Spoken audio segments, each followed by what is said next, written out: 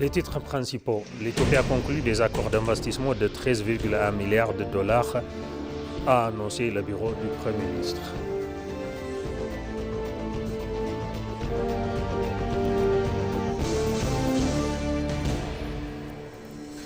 Le ministre des Affaires étrangères, Gédéon Timotheos, a rencontré hier Nicolas Spassky, directeur général du groupe public russe Rosatom.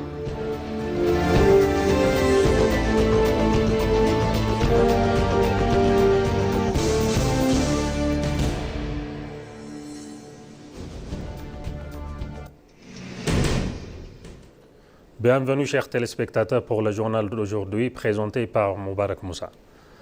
L'Éthiopie a conclu des accords d'investissement totalisant 13,1 milliards de dollars lors du forum d'investir en Éthiopie 2026, a annoncé le bureau du Premier ministre.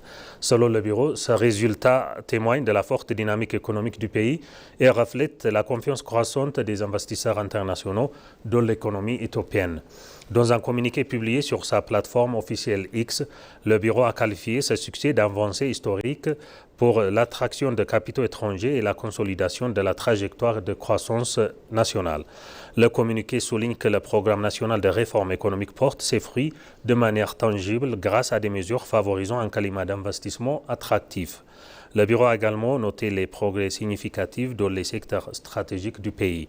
Le communiqué met en avant le rôle de l'Éthiopie comme destination de choix pour le commerce et le tourisme mondiaux, grâce à une meilleure connectivité assurée par Ethiopian Airlines et à la richesse de son patrimoine culturel et historique.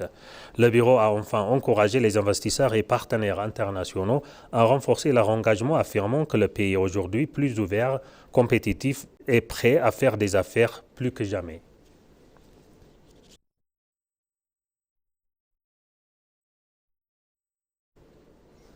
Le ministre des Affaires étrangères, Gédéon Timotheos, a rencontré hier Nicolas Spassky, directeur général adjoint du groupe public russe Rosatom.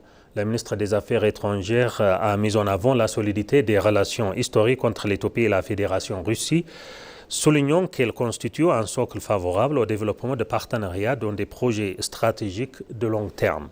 Il a par ailleurs salué les avancées enregistrées à la suite de la signature en septembre dernier de l'accord de coopération dans le domaine du nucléaire entre les deux pays.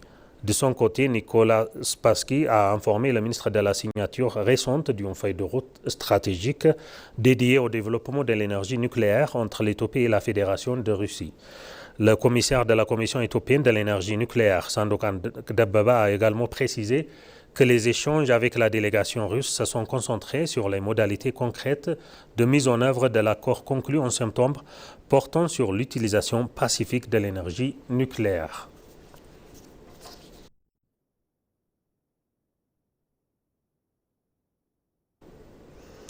Et une délégation éthiopienne réunissant le groupe Ethiopian Airlines et le ministère des Affaires des Finances a rencontré la Banque de Chine dans le cadre d'échanges productifs sur le financement de nouveaux projets d'aéroports. Lors de cette réunion, la délégation éthiopienne a présenté un état d'avancement détaillé du projet, couvrant notamment la conception technique, le calendrier de mise en œuvre ainsi que la structure globale de financement. Elle a également mis en avant les progrès récents réalisés dans la préparation du projet, notamment les initiatives d'optimisation visant à améliorer l'efficacité, à renforcer sa bancabilité et à garantir sa visibilité budgétaire à long terme. Le groupe Ethiopian Airlines a pour sa part insisté sur la portée régionale du projet, mettant en exercice son potentiel à consolider la position de l'Éthiopie comme hub aérien de premier plan, tout en soutenant le commerce, le tourisme et la croissance économique globale.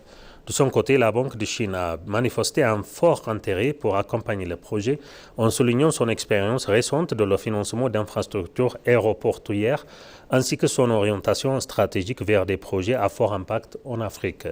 Elle a également révélé l'alignement du projet avec ses priorités et son expertise en matière de financement d'infrastructures de transport de grande envergure.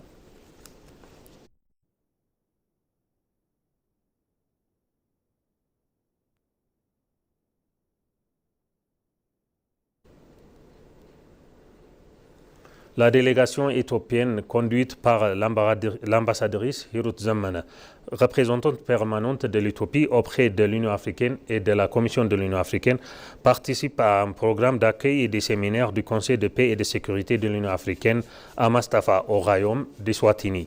Au cours de ces séminaires, la délégation éthiopienne a souligné l'importance d'enrichir la réforme en cours de l'architecture africaine de gouvernance et de l'architecture africaine de paix et de sécurité, en l'examinant également à la lumière de l'évolution de la dynamique géopolitique mondiale.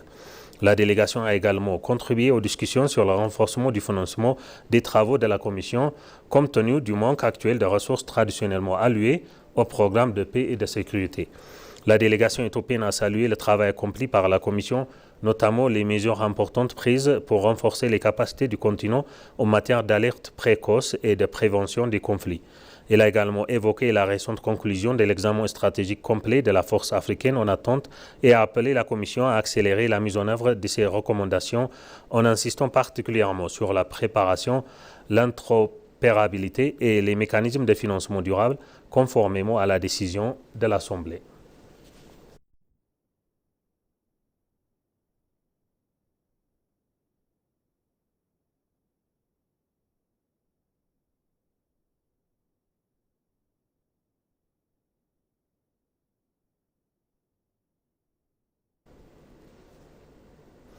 L'Éthiopie et l'Algérie ont signé hier à Addis Abeba un accord bilatéral de coopération en matière civile et pénale. L'accord a été signé par la ministre de la Justice de l'Éthiopie, Hanna Aréa Selassie, et son homologue algérien, Lofti Boujouma. Selon la ministre de la Justice, Hanna Aréa Selassie, lors de la cérémonie de signature, l'Éthiopie et l'Algérie entretiennent des relations bilatérales historiques et politiques de longue date. Elle a déclaré que le nouvel accord permettra de renforcer davantage cette relation et d'offrir aux deux pays la possibilité d'échanger leurs expériences en matière de lutte contre la criminalité. De son côté, le ministre algérien de la Justice, Lofti, a souligné la solidité des réformes diplomatiques entre les deux pays et a rappelé que la récente réunion de la commission mixte ithio-algérienne avait permis de consolider davantage ces relations. Le ministre a ajouté que ce nouvel accord offrira aux deux pays une excellente opportunité de collaborer au financement des institutions et à la lutte contre la criminalité multiforme. Cet accord devrait jouer un rôle important dans la promotion de la coopération dans le secteur de la justice entre les pays, le respect de l'état de droit et le maintien de la sécurité régionale.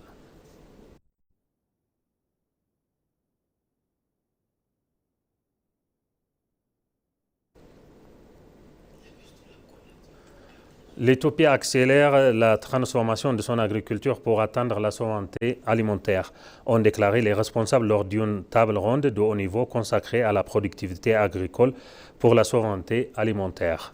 Ce forum, organisé conjointement par l'Agence de Nouvelle Éthiopienne et l'Institut éthiopien de transformation agricole, a rassemblé des parties prenantes majeures afin de faire le point sur les avancées réalisées, valoriser le succès enregistré au cours des 8 dernières années en faveur d'un développement favorable et durable.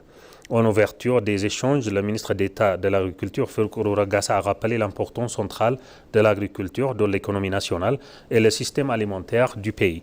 Il a souligné que ce secteur demeure le pilier de l'Éthiopie, faisant vivre plus de 130 millions de personnes.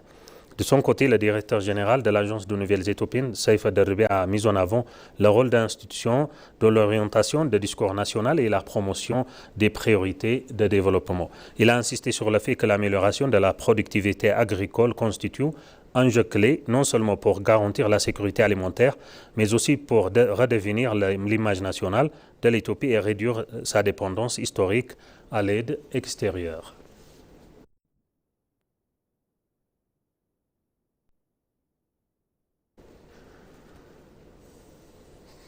Le forum sur l'agenda de Tigray s'est ouvert à Addis Abeba. La première série du forum de consultation de la Commission éthiopienne pour dialogue national visant à rassembler les agendas des parties prenantes de Tigray a été lancée hier à Addis Abeba.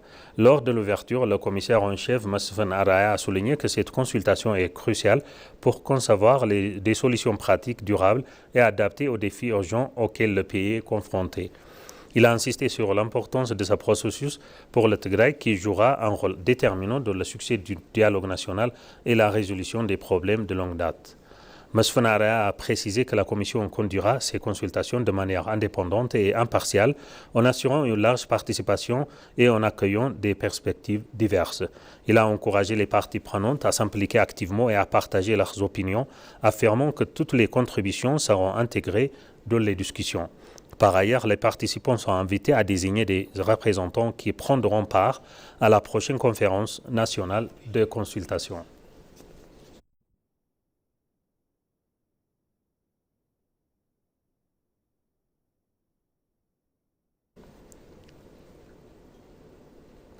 À l'occasion du forum de haut niveau sur le financement durable de la santé, organisé en marge de la 58e session de la conférence de la CEA des ministres africains des finances, de la planification et du développement économique, le président de la Commission de l'Union africaine, Mahmoud Ali Youssouf, a livré un message fort disant que la santé n'est pas un coût, mais un atout économique stratégique.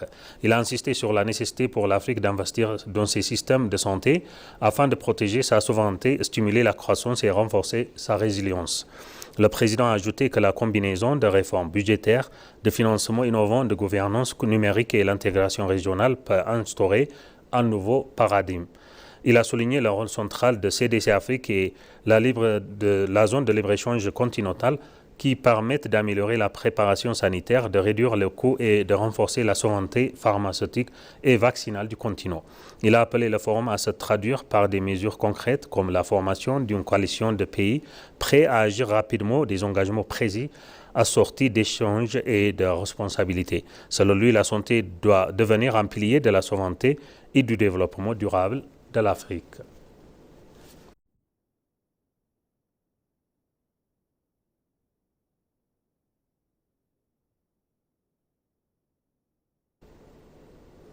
Chers téléspectateurs, maintenant je vous rappelle les titres principaux. L'Éthiopie a conclu des accords d'investissement de 13,1 milliards de dollars selon le bureau du Premier ministre.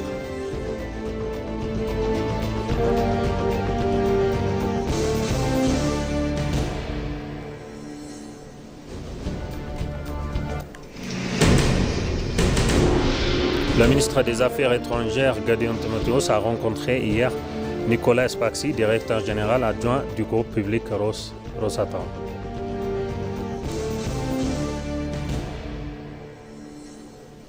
Ainsi s'achève notre journal d'aujourd'hui. Chers téléspectateurs, merci pour nous avoir suivis. Excellente suite de programme. Bonne journée.